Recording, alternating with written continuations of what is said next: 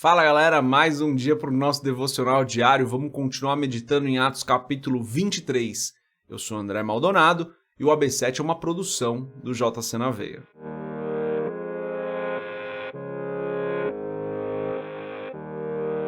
Atos capítulo 23, a partir do versículo 6, diz o seguinte: Então Paulo, sabendo que alguns deles eram saduceus e outros fariseus, bradou no sinédrio: Irmãos, sou fariseu, filho de fariseu.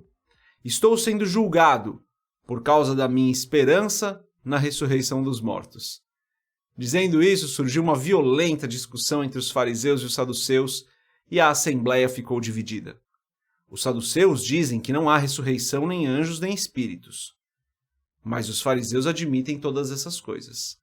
Houve um grande alvoroço e alguns dos mestres da lei que eram fariseus se levantaram e começaram a discutir intensamente, dizendo: Não encontramos nada de errado nesse homem. Quem sabe se algum espírito ou anjo falou com ele?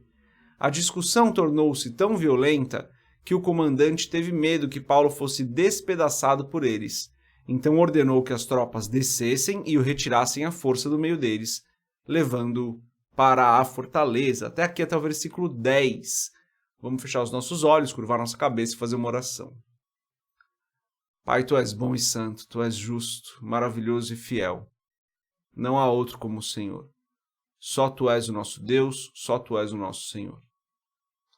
Pai, eu peço, perdoa os nossos pecados, perdoa as nossas falhas, perdoa-nos pelas nossas fraquezas, perdoa-nos pela nossa inclinação para a carne e ajuda-nos, Senhor, tem misericórdia de nós. Eu te agradeço porque o Senhor tem nos abençoado, eu te agradeço porque o Senhor tem nos perdoado, eu te agradeço porque o Senhor tem nos mantido nos teus caminhos, te agradeço porque o Senhor tem permitido que nós façamos esse devocional aqui. Mas eu peço em nome de Jesus, Senhor, continua nos abençoando e nos guardando. Continua nos ajudando, Senhor, a não cair em tentação. Esteja conosco, nos protegendo para que nós permaneçamos nos teus caminhos, Senhor. Em nome de Jesus, que o Senhor venha com cura sobre aqueles que precisam, que o Senhor derrame provisão sobre aqueles que necessitam, de maneira que o teu povo, Pai, não tenha necessidade, não passe necessidade, mas possa, em nome de Jesus, abençoar outras pessoas, porque a sua provisão está sobre as nossas vidas. Que assim se cumpra em nós, em nome de Jesus. Amém. Aqui Paulo, muito esperto, né, galera? Sabia que a assembleia ali tinha fariseus e saduceus e eles tinham essa questão de divergência entre eles. Mas antes da gente continuar, se você não é inscrito no canal, se inscreve, segue a gente nas nossas redes sociais, segue a gente onde você estiver ouvindo esse podcast.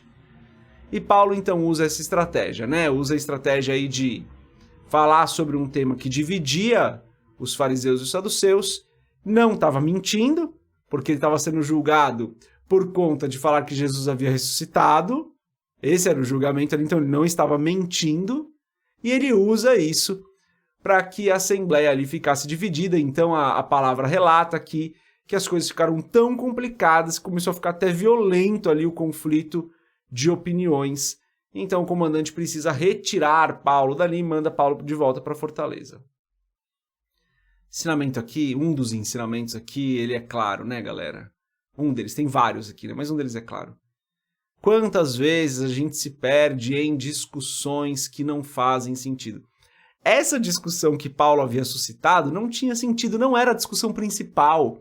A discussão principal era: Paulo é culpado ou Paulo não é culpado? Paulo precisa ser condenado ou Paulo não precisa ser condenado? Essa era a discussão. E então a discussão se torna: existe ressurreição ou não existe? Que diferença faz essa discussão para o assunto em pauta? Não fazia nenhuma diferença. Mas Paulo, muito sabiamente, direciona ali a discussão para esse sentido. Então, muitas vezes, a gente entra em discussões que não fazem sentido. A gente entra em argumentos e começa a defender os nossos argumentos e a gente acaba se desviando do ponto principal. Que é um exemplo muito claro disso. A discussão que existe, de qual linha teológica você é? Não importa, galera, qual a sua linha teológica, importa que a gente ame o nosso próximo, importa que o reino cresça, importa que nós estejamos nas ruas evangelizando, importa que nós saiamos das igrejas para falar de Cristo para as pessoas, de falar daquilo que Ele tem feito nas nossas vidas. E se você crê de uma linha teológica mais específica ou não, tanto faz, galera. Contanto que nós estejamos fazendo o nosso papel como igreja. Que diferença faz se o irmão A vai de terno para a igreja e o irmão B não vai? Contanto que o irmão A e o irmão B estejam ali unidos para fazer que o reino cresça, para fazer com que as pessoas conheçam a Cristo de maneira cada vez mais profunda, que eles estejam unidos para discipular os próximos. É isso. E daí as diferenças menores só fazem a gente perder o foco, sabe? Ah, mas é porque eu acredito na doutrina XPTO. Tá bom, você acredita nela, o outro não acredita, tá tudo bem. Tá tudo bem, gente. A questão é o que a gente está fazendo com o tempo que a gente tem aqui. A gente está amando as pessoas, a gente está falando de Cristo para as pessoas, a gente está dando um bom testemunho do Pai para as pessoas, ou a gente está usando o nosso tempo só para tentar provar que o nosso ponto de vista está certo. Que sim, você deveria acreditar na doutrina que eu estou falando, porque essa doutrina ela é a mais bíblica segundo os teólogos A, B, C, D, F, W, X. Se a gente está usando o nosso tempo só para isso, certamente a gente está perdendo tempo de fazer com que o reino cresça, de discipular as pessoas, de viver em unidade, de viver como igreja. Claro que estudar é importante, claro que conhecer as doutrinas é importante, tudo isso é importante. Mas não é mais importante do que amar o próximo, não é mais importante do que fazer a obra, não é mais importante do que dar um bom testemunho. Você pode conhecer tudo de teologia, mas se você dá um mau testemunho na rua, nada disso vai valer a pena. Então o que Paulo faz aqui é uma representação do que acontece muitas vezes nas nossas vidas. A gente desvia o foco daquilo que é principal para um assunto que é paralelo e que não vai resolver nada. Foi isso que Paulo fez. Ele desvia o foco dele e joga o foco para outro lugar. E o que ele faz? Sai de fininho. Não sai de fininho ali, né? Mas ele sai ali, porque já não é mais ele a discussão. Ele usa um comportamento comum da humanidade para que ele se beneficie disso.